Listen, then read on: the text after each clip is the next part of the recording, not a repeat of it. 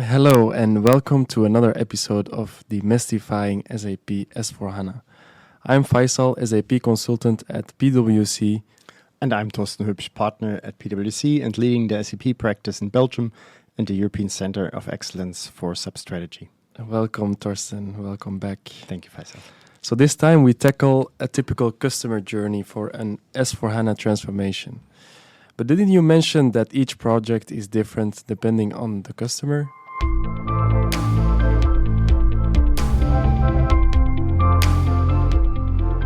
Yeah, well spotted, Faisal.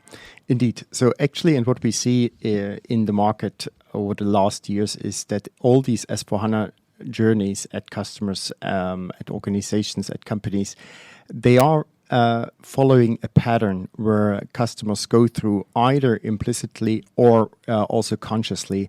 This is basically the pattern of first answering the why question, then answering the how question, and then the what question.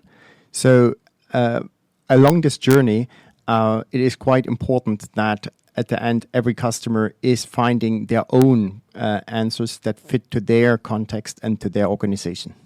So please explain a little bit more about the why questions. I mean, we have the why, we have the how, we have the what. Yes. Let's start with the why. Indeed, Faisal. So basically, the why question is all about getting an answer to define the vision. Where do you want to go to? And so sometimes this seems a bit of, let's say, artificial to ask that question and a bit of overkill. But you will see later on that this is actually the foundation to embark on a journey in a solid way.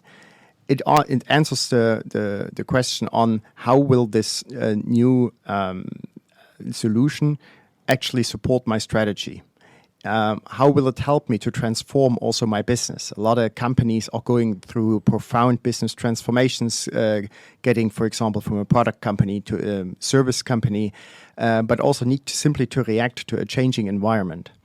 But also at the end, what will be the impact of introducing S4HANA in my organization? We also see that not only driven by the market, but also simply driven by digitalization. A lot of companies go through digital transformations. And also here, S4HANA needs to fit in there. And here it's the question, what will be there, then the impact. So basically, when answering the why question, you have also a definition of your vision where you want to go to. And Faisal, when we have been looking through the different projects that we have been doing over the past decade, we have seen a couple of lessons learned around this why S4HANA, why embarking on this journey.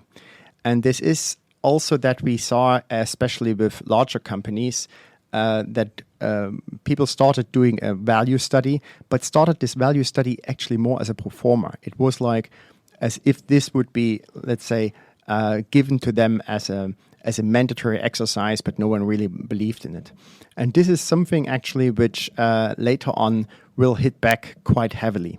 So something that we definitely can advise everyone going on such a journey is to really understand what will be the added value of this journey of S4HANA, and also implement and track these values along that implementation journey, and also follow up the S4HANA features that are coming out, because a lot of times we have seen that customers have, for example, assessed a rather early version of S4HANA in 2015, 16, 17. But of course, now we are writing the year of 2024, soon 2025. And in the meantime, a lot of new versions have come out, which fundamentally changed also how S4HANA is working. A lot of elements have been added in the different value streams, in the different business domains, be it finance, be it logistics, be it procurement, which have not been there like 6-7 years ago. So if you want to track or if you want to identify what this new solution will mean to your organization, you better know what it actually can do in the latest version that you have. But then also, and that's an advice that I can definitely give to anyone who starts, and who is tackling this why question is to invest in a couple of proofs of concept. A lot of things in the beginning seem to be very theoretically. You have slide decks of hundreds of pages provided by SAP showing things left and right, what S4HANA can do for you. But at the end, it is important that you get a feeling and that you really dive into very specific topics and check out how S4HANA actually can help you and make that also feel to your organization. So, Faisal, you know that we, for example, have a demo system which is ready configured. So actually all the base load, the base work has been done already. And there it is possible, for example, that we can go in very dedicated processes where a customer can feel how certain elements actually work. How is the new MRP, for example, in S4HANA working out? How are the costs tracked for products in the system? And many other questions, very dedicated questions for proofs of concepts can be quite easily made tangible to the people who actually have to be on the journey, are involved in decision makings, etc. And by that, this S4HANA system, which will be alive in a couple of years after you start such a journey, becomes tangible and real from day one. So that's a bit about the why question. Okay. But isn't that a bit too academic? I mean, at the end, the many customers that you mentioned have an outdated SAP system, right? They need to move on. So why should they stand still asking the why question? Yeah, Faisal, you're right. I mentioned actually the SAP ECC system comes certainly to an end. And of course, end of maintenance means you're also running some risks operationally. So indeed, why actually bothering with that question?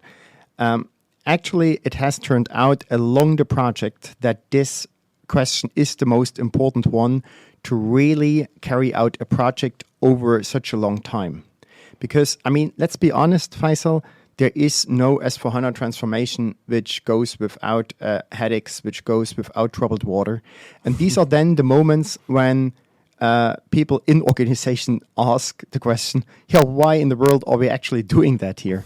And then it is important that I'm not having just an alibi answer for it. Back then we thought we have to do it because end of maintenance. These kind of answers usually do not carry very far. We see that this is not enough to keep an organization completely up and running, focused on having such an S4HANA transformation carried out successfully. But this then usually is the beginning of that questions will be asked. At the end, Faisal, we always face a multi-million euro project. In case of a new installation, it's very often also far beyond 10 million. We both have also seen the projects which go even beyond 100 million. Mm-hmm. And if you have such a project, these are usually projects which are absolutely key to an organization in terms of investment, but also in terms of, from a cultural perspective, if such a project fails, this has a major impact to an organization which should not be underestimated. So in order to have the answers and have always the objective clear in mind, why are we actually doing this whole thing? Why are we having at certain moments very short nights and very long days? Why are we in these discussions and allocate internal resources that could work at the same time also for something completely different?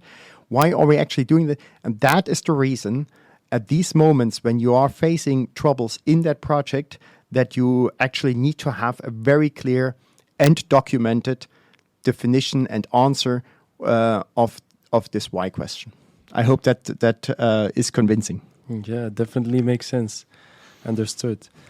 But what's next? I think you mentioned also the how as the second one. Indeed, Faisal.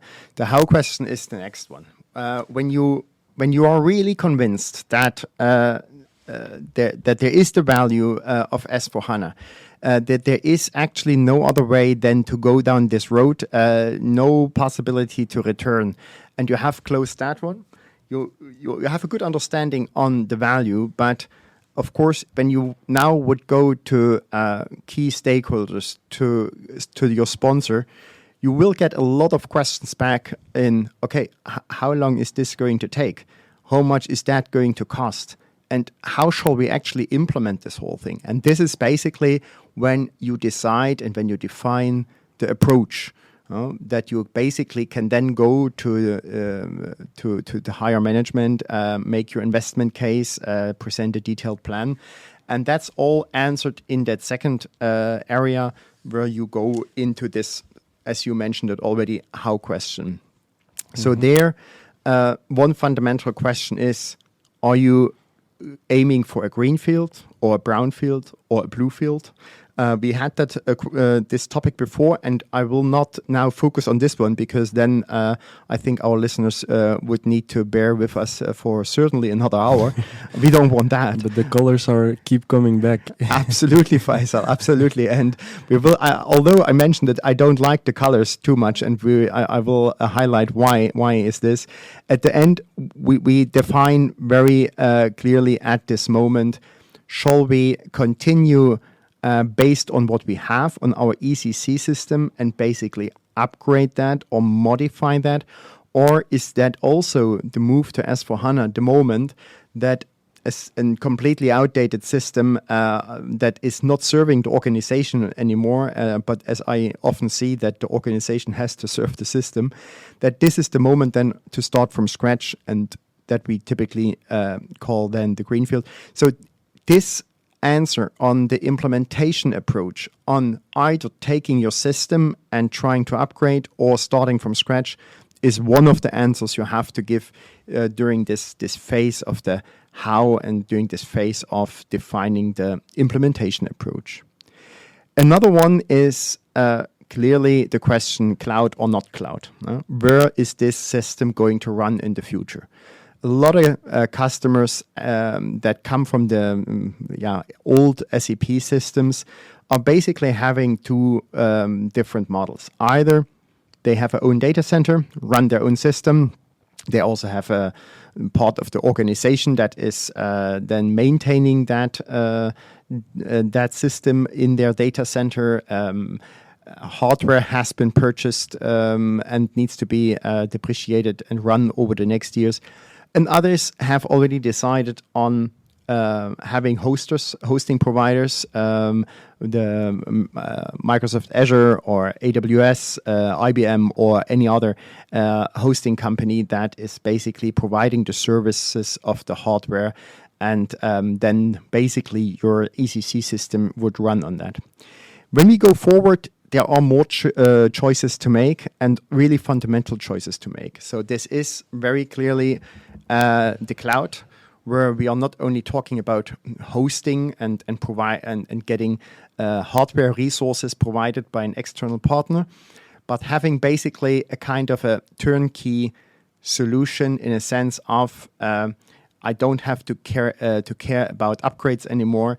I don't have to care about security anymore. I don't have to care about interfacing that much anymore. I basically work for all with service requests by activating or deactivating solutions, by opening ports, and all that is basically externalized from your organization.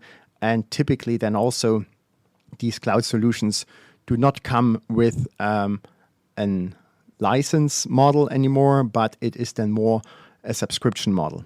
And there, of course, comes very often also the question, shall we go in a private cloud or in a public cloud?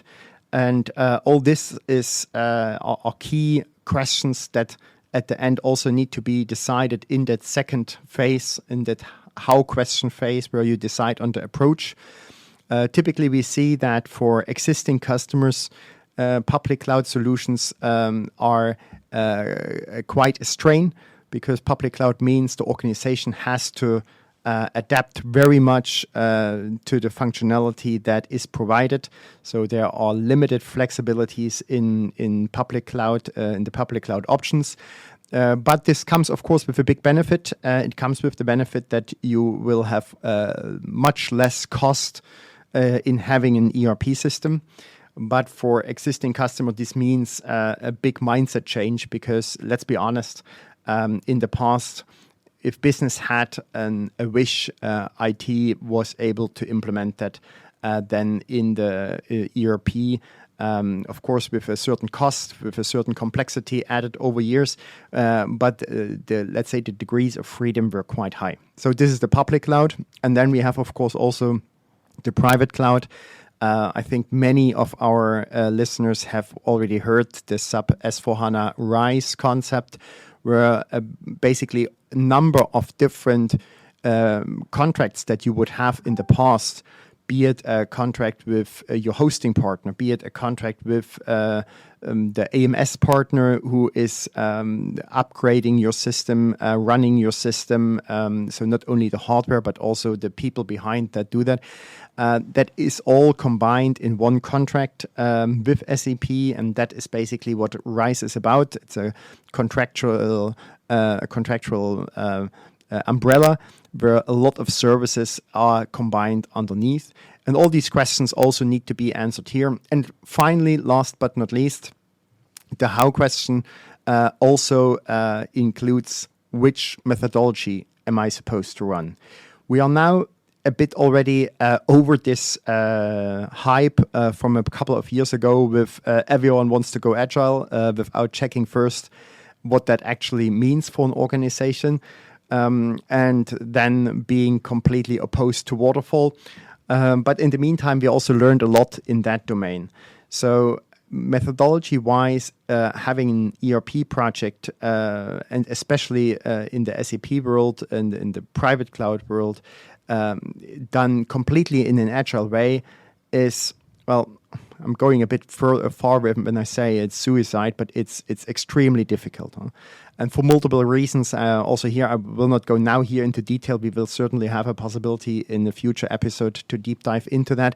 We usually see here, on the one hand side, hybrid approaches, that some phases going agile, like, for example, the implementation itself. But the base concept, but also the project preparation, all these elements are following usually quite waterfall-like approaches with concrete sign-offs of designs, and then basically creating a backlog that needs to be implemented potentially in an agile way. But also this depends very much on the organization itself. Is an organization set up in an agile way or ready to carry out projects in an agile way? Are they experienced with agile methodologies? Because it's probably not the right moment in time to start checking out agile in a multi-million ERP transformation. Let's maybe start with some smaller elements and gather our experiences there. But usually I also there ask very early one question: how is your organization dealing with mistakes? If if your people make a mistake, is that seen as it's a failure, or is that seen as an opportunity to learn and take the next level? And if it is per se, as we see in some organizations, perceived as a failure, it is already less likely that you are ready for an agile methodology. But let me please add a last element to it, because this methodology question is sometimes also a bit overrated in a sense of that there are a lot of choices. We see in the meantime that we have in the methodology a framework that is the so-called sub-activate methodology by SAP, which can be and should be tailored to the needs of an organization. So you're not starting from scratch. You're also not having like an endless amount of possibilities to choose from methodologies, but all the major toolings are based on this sub-activate methodology. So this should be definitely then the way to go in terms of as a starting point, and then adapting this to the needs, to the specific needs of your organization, which is probably rounding off a bit this whole topic around the how question, and to finalize the approach which you then basically can propose to your sponsors and stakeholders. I think that was a long answer, but I hope, Faisal, that highlighted a bit what has to be tackled in this second part. I assume the how question was clearly answered for sure. So now we are all set on why do we start this S4HANA journey. We know how much it will approximately cost, how long it is going to take, and the way we will implement it. So how we continue? What's next? Yeah, so basically, what you just mentioned is exactly also the third question that needs to be answered, and here we have a couple of what's. So what does it take to put this plan, these ambitions, and these objectives into reality? It's this third question is purely about the execution, and actually you could say it's pure project management. But let's maybe start a bit from the beginning, because it's not only pure project management, it's also setting up the project correctly, getting the sponsorship right, and there we are also very close to governance. So putting everything that you have proposed to your C-level, getting your sign-off for such a project, putting that into reality by forming the team, forming the project team, and then also selecting the right partner for that project. Also, this very much depends actually on how you want to, or which kind of transformation you're aiming for. If you want to do an upgrade only without any big changes to S4HANA, you might choose for a different partner than when you, for example, say, I have to adapt and modify and improve in a lot of areas. I want to, for example, have the benefit of restructuring already the SAP in a way that it reflects more my current organization.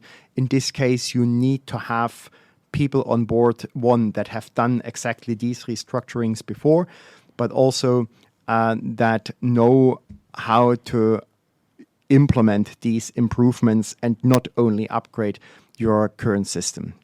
But maybe coming back a bit to the, let's say, to the lessons learned that we have from this, let's say, what question that we learned over the past years, it is important that you have a very clear definition on who will be the sponsor, and that this sponsor is fully blooded behind this project, that this sponsor is also high in the ranks. These S4HANA transformations should always be assigned on a C-level. There must be a high priority and seen as one of the key projects in an organization.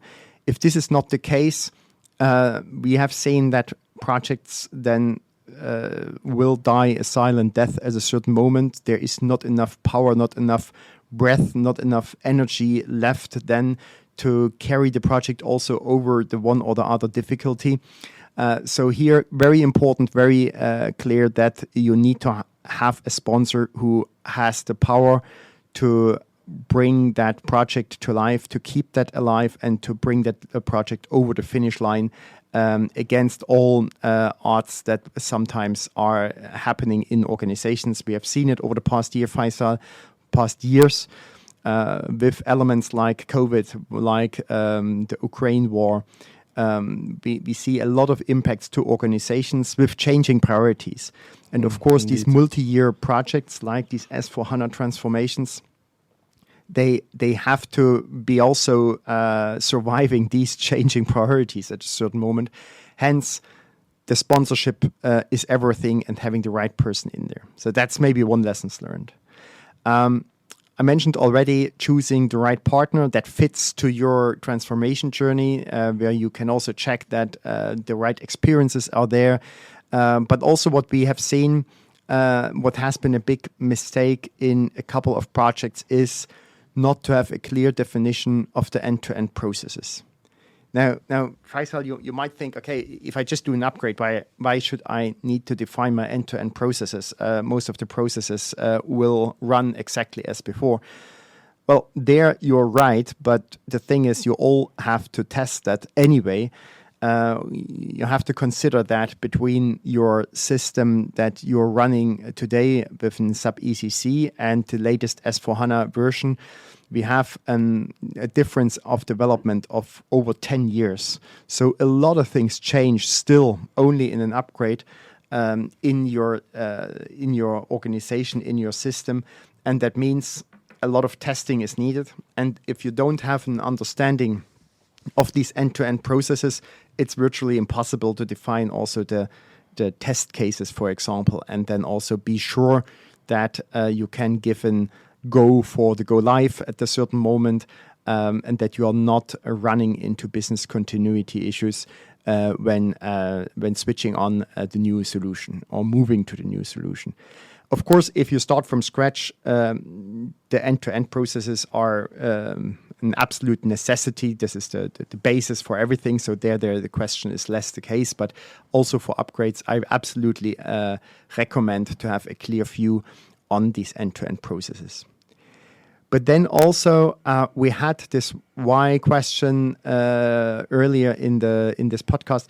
But it is also important in this last part here around the project execution that we have a very clear strategy fixed for the ERP in general. What is the ERP supposed to cover in terms of processes, and what is supposed to be covered, for example, by other solutions?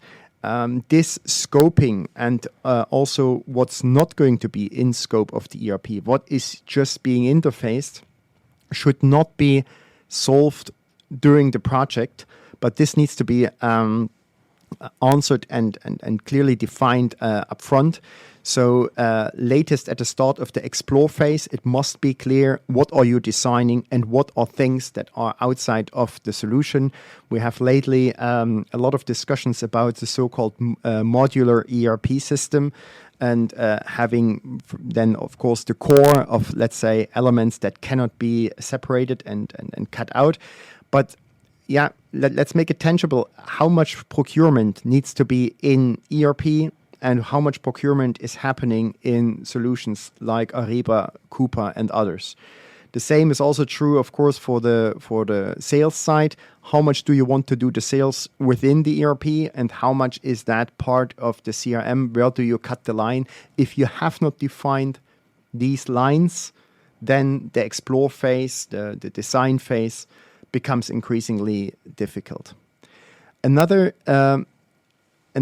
lessons learned from this project execution is do not start with support pack 0 releases. So you might be tempted to go on the latest S4 version.